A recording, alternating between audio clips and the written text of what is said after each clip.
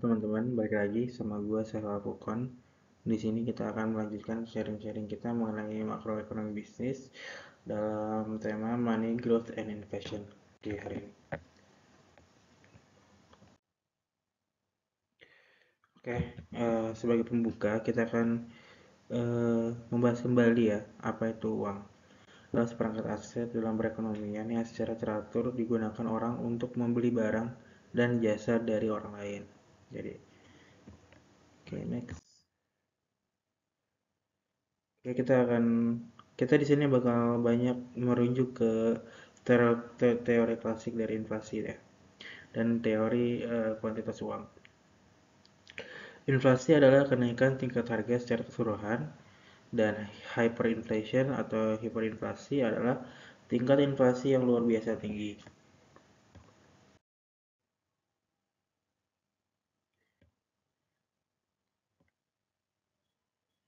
Nah, sekarang kita akan membahas mengenai tingkat harga dan kaitannya dengan nilai uang.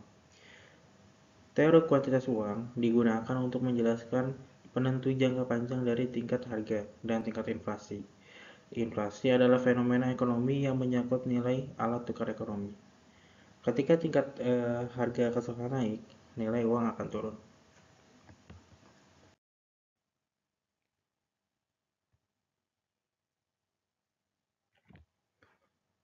Kita sekarang masuk ke uang beredar, permintaan uang, dan keseimbangan moneter. Jumlah uang beredar adalah variabel kebijakan yang dikendalikan oleh bank sentral. Jadi, dalam kasus ini, yang bisa menggeser money supply atau uang beredar itu hanya bank sentral, gitu ya. Melalui instrumen seperti operasi pasar terbuka, bank sentral secara langsung mengontrol jumlah pasukan uang. Permintaan uang memiliki beberapa penentu, termasuk suku bunga dan tingkat rata-rata harga dalam perekonomian.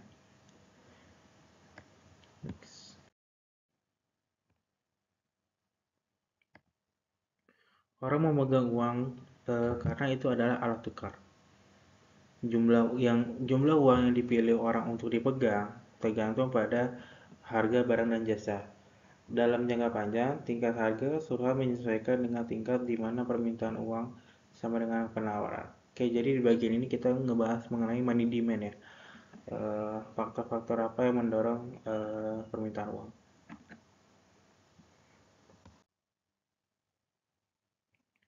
Nah, ini coba dicatat ya. Oke. Sumbu horizontal ini menunjukkan jumlah uang. Wait. Sumbu horizontal ini jumlah uang ya. Sumbu vertikal kiri menunjukkan nilai uang. Dan sumbu vertikal kanan menunjukkan tingkat harga. Oke. Jadi kurva penawaran uang bersifat vertikal karena jumlah uang yang dipasok itu ditetapkan oleh bank sentral. Kurva permintaan uang ini money demand memiliki kemiringan menurun karena orang itu ingin memegang lebih banyak uang ketika setiap jumlah uang itu dapat membeli lebih sedikit gitu. Jadi ketika harga naik, orang itu bakal pengen pegang banyak uang gitu, pengen butuh banyak uang gitu.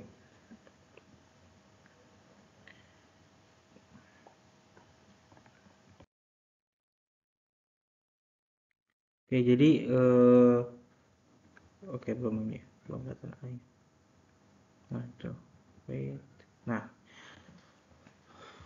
pada titik equilibrium atau titik A, nilai uang yang ini kiri dan tingkat harga yang sumbu vertikal kanan telah disesuaikan untuk menyeimbangkan jumlah uang yang dipasok dan jumlah uang yang diminta. Oke, jadi makna dari grafik ini adalah kalau kita lihat semakin semakin semakin harga itu meningkat, nilai dari uang itu, nilai dari uang. Jadi nilai dari uang itu semakin semakin ke bawah itu semakin rendah, semakin ke atas itu semakin bernilai. Kalau harga itu, kalau yang harga dia itu titik yang paling atas itu adalah yang rendah. Jadi ketika di atas itu harganya justru rendah. Jadi kita bisa lihat di sini bahwa hubungan antara harga dan nilai uang itu berkebalikan ya. Jadi ketika misalkan harganya di sini nih, tingkat harga di sini, maka value of money-nya akan di sini. Jadi ketika tingkat harga itu di 4, value of money itu seperempat gitu ya. Semakin rendah. Oke.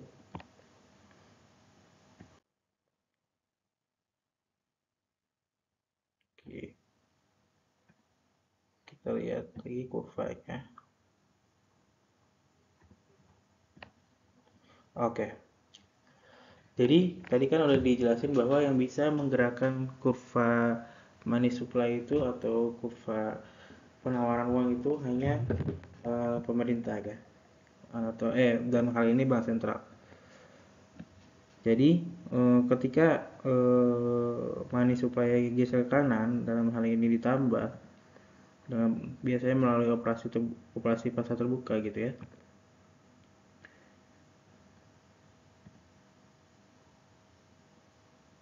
Yang terjadi adalah value of money-nya pertama menurun ya, karena dari titiknya sekarang kan titiknya di sini nih. Jadi value of money-nya menurun. Habis itu tingkat harganya itu naik dari yang tadinya 2 ke 4. Nah, jadi yang dimaksud oleh teori kuantitas uang adalah inflasi itu didorong oleh fenomena moneter gitu. Jadi inflasi adalah fenomena moneter. Jadi maksudnya adalah inflasi didorong oleh eh, peningkatan atau jumlah dari kuantitas uang yang beredar gitu. Yang dimasukkan dengan teori kuantitas uang.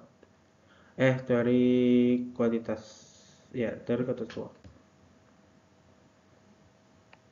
Oh ya, ini baru dijelasin di sini. Kecepatan. Teori kuantitas uang.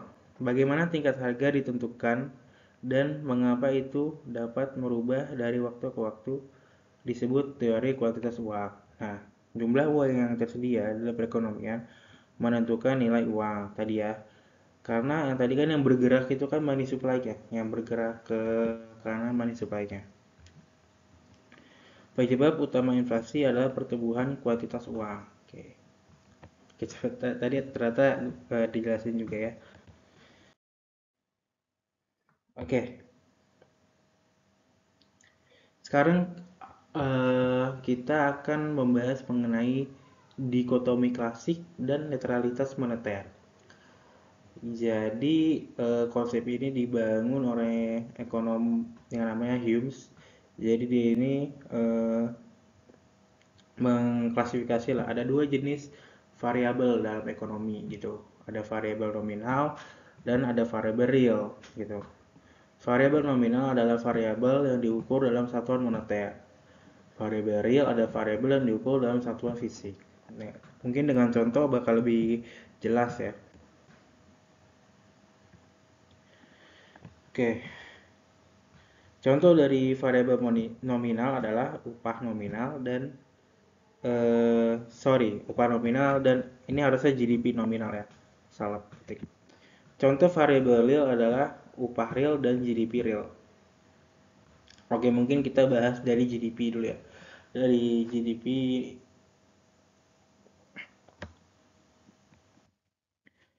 GDP nominal dan GDP real. Jadi kenapa GDP nominal itu disebut variabel nominal dan kenapa GDP real itu disebut variabel real? GDP nominal disebut variabel nominal karena GDP nominal itu mengukur satuan setiap satuan satuan rupiah gitu ya dari output suatu ekonomi gitu.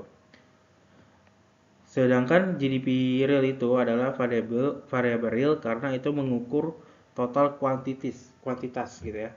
Kuantitas dari barang dan jasa yang diproduksi. Dan GDP real itu tidak dipengaruhi oleh perubahan dari eh, level harga gitu. Jadi balik lagi ke definisinya bahwa variabel nominal adalah variabel yang diukur dalam satuan moneter. Nah, GDP nominal itu diukur kan dalam satuan moneter juga. Kayak berapa rupiah gitu GDP Indonesia gitu kan. Itu GDP nominal.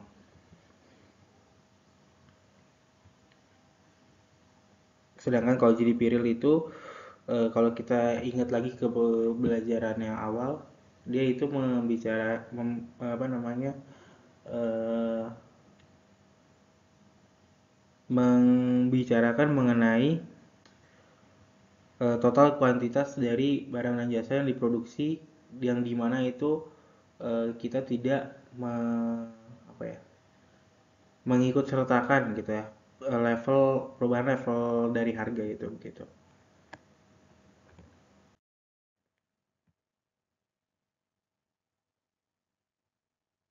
Nah, ini dijelasin lagi ya.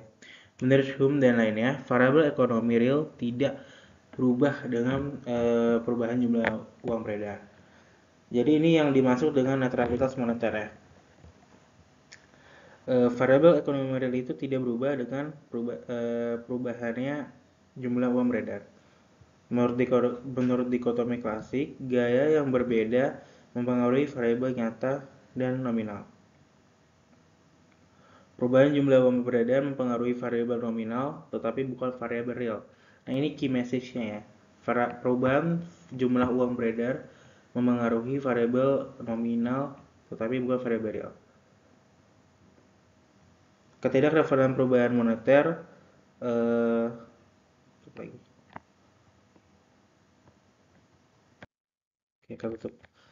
ketidakrelevanan perubahan moneter untuk variabel nyata disebut netralitas moneter. Tuh. Next. Oke, kita akan uh, membicarakan mengenai velocity and the quantity equation. Oke. Velocity atau dalam hal ini adalah kecepatan uang mengacu pada kecepatan di mana uang itu berpindah tangan gitu. Dan ini adalah rumusnya. V sama dengan tingkat harga dikali dengan kuantitas dari output dibagi dengan kuantitas dari uang itu sendiri.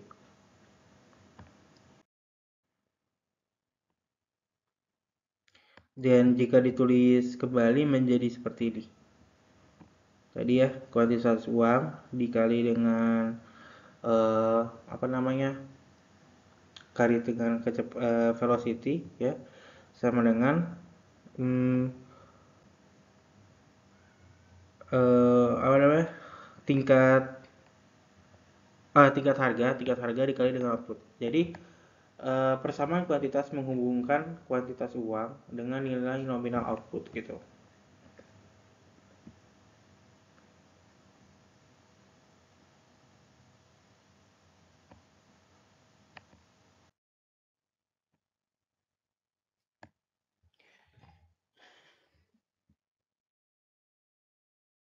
Persamaan kuantitas menunjukkan bahwa peningkatan kuantitas uang dalam suatu perekonomian harus tercermin dalam salah satu dari tiga variabel lainnya.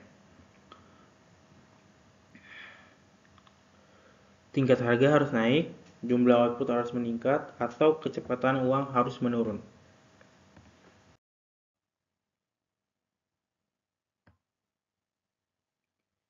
Tingkat harga equilibrium, tingkat inflasi, dan teori kuantitas uang.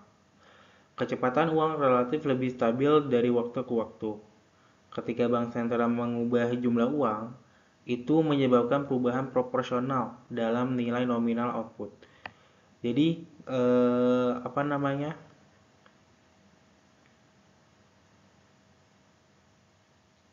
Kalau kalian ingat tadi kan M kali V sama dengan P kali Y kan.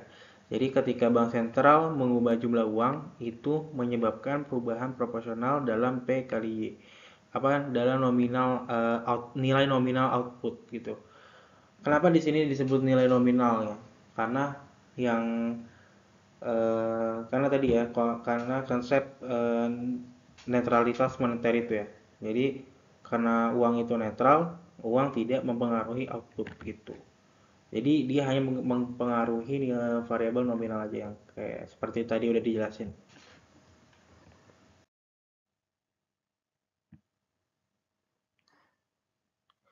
Ketika pemerintah meningkatkan pendapatan dengan mencetak uang, akan memungut pajak inflasi gitu. Pajak inflasi adalah seperti pajak pada setiap orang yang memegang uang. Inflasi berakhir ketika pemerintah melakukan reformasi fiskal. Jadi yang maksudnya ini pajak inflasi itu sebenarnya bukan pajak beneran ya teman-teman. Cuman kayak ibaratnya ketika eh, pemerintah ini menaikkan inflasi dengan cara eh, apa namanya mencetak uang gitu dengan tujuan menutup budget mereka supaya nggak defisit gitu ya. Nilai uang yang kita pegang itu akan menurun kan kalau kalau ngikutin tadi kurva yang tadi kan nilai yang uang nilai uang dan nilai dari uang yang kita pegang akan menurun. Nah itu yang dimaksud dengan pajak inflasi gitu. Jadi bukan tax per se gitu. Maksudnya kita tiba-tiba dapat slip pajak bukan, tapi yang dimaksud adalah nilai dari value of money kita yang turun gitu.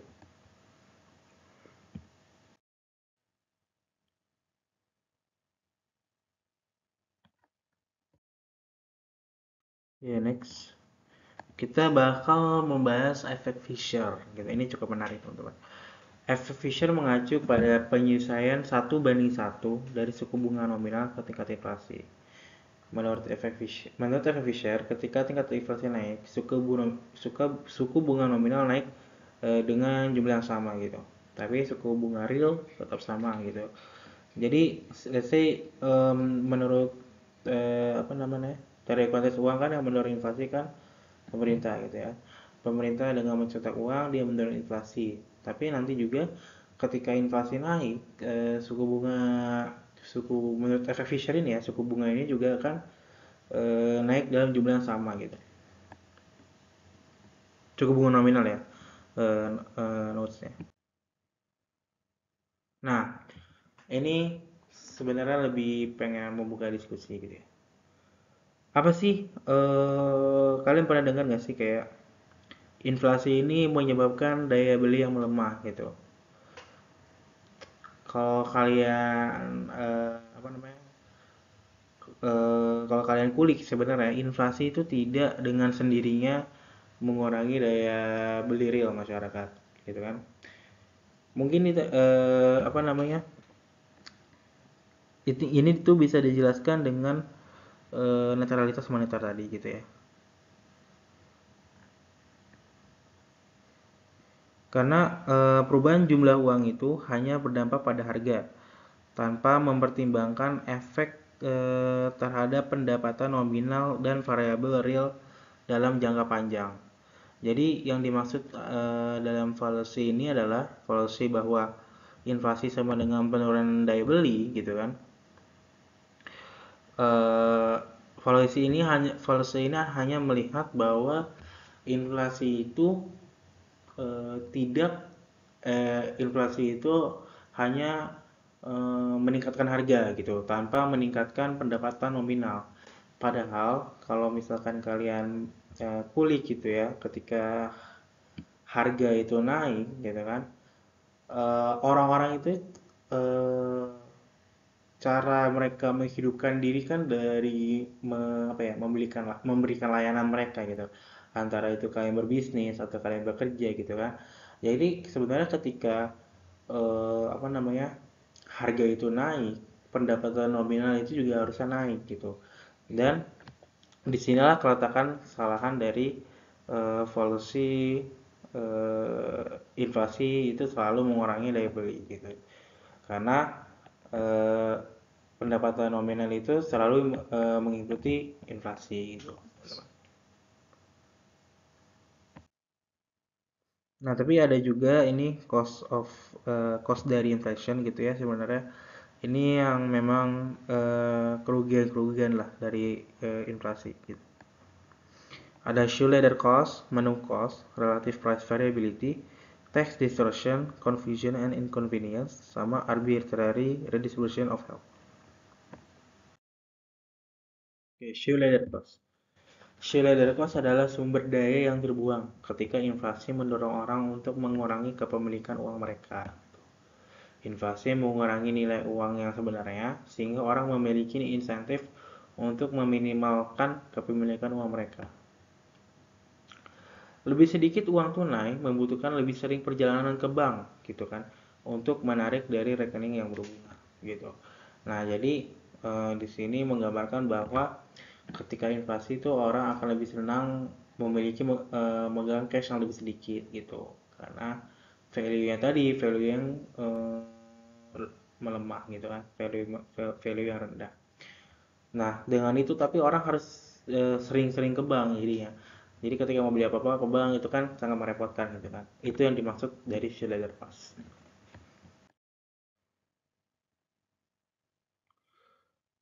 Oke, lanjutan. Biaya sebenarnya untuk mengurangi kepemilikan uang Anda adalah waktu dan kenyamanan. Tuh yang tadi kan agak merepotkan sebenarnya kalau harus terus-terus kayak itu.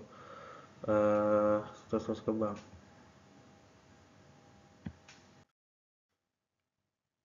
Cost selanjutnya adalah menu cost.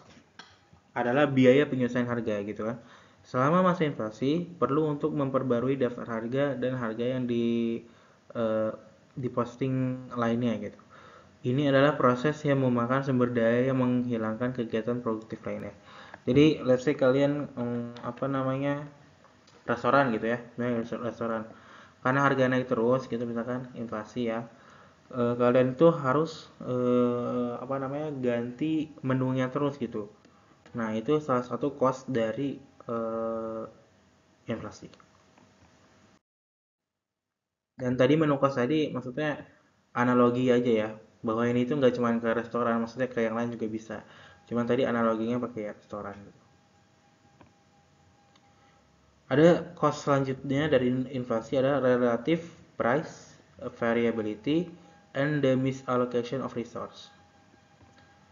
Inflasi mendistorsi harga relatif. Oke. Okay? Keputusan konsumen terdistorsi dan pasar kurang mampu mengalokasikan sumber daya untuk penggunaan terbaik mereka. Cost selanjutnya ada inflation induced tax distortion. Inflasi melebih-lebihkan ukuran capital gain dan meningkatkan beban pajak atas jenis pendapatan ini. Dengan perpajakan progresif, capital gain dikenakan pajak yang lebih berat. Pajak penghasilan memperlakukan bunga nominal yang diperoleh dari tabungan sebagai pendapatan. Meskipun sebagian dari suku bunga nominal hanya mengkompensasi inflasi. Suku bunga real setelah pajak turun membuat tabungan kurang menarik. Dan yang terakhir ada confusion and inconvenience. Ketika bank sentral meningkatkan jumlah uang beredar, ketika bank sentral meningkatkan jumlah uang beredar dan menciptakan inflasi, itu mengikis nilai real dari unit akun. Inflasi menyebabkan uang pada waktu yang berbeda memiliki nilai real yang berbeda. Oleh karena itu, dengan kenaikan harga lebih sulit untuk membandingkan pendapatan, biaya, dan keuntungan real dari waktu ke waktu.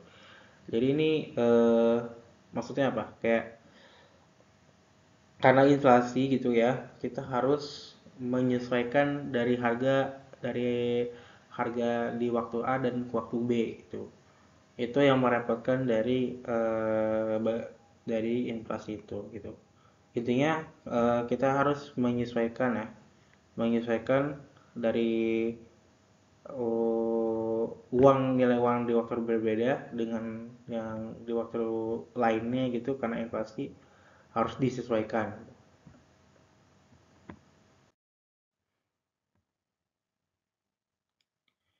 Ada yang satu lagi masih ada a special cost of unexpected inflation, arbitrary redistribution of wealth.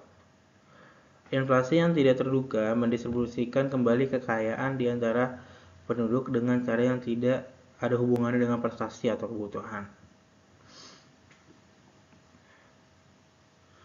Redistribusi ini terjadi karena banyak pinjaman dalam perekonomian ditentukan dalam unit akun uang. Oke, ini summary-nya, silakan dibaca sendiri ya.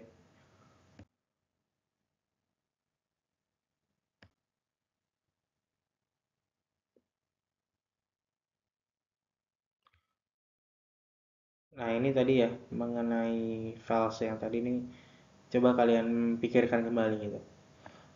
Banyak orang berpikir bahwa inflasi membuat mereka lebih miskin karena itu meningkatkan biaya gitu ya, biaya hidup atau apapun itu gitu lainnya.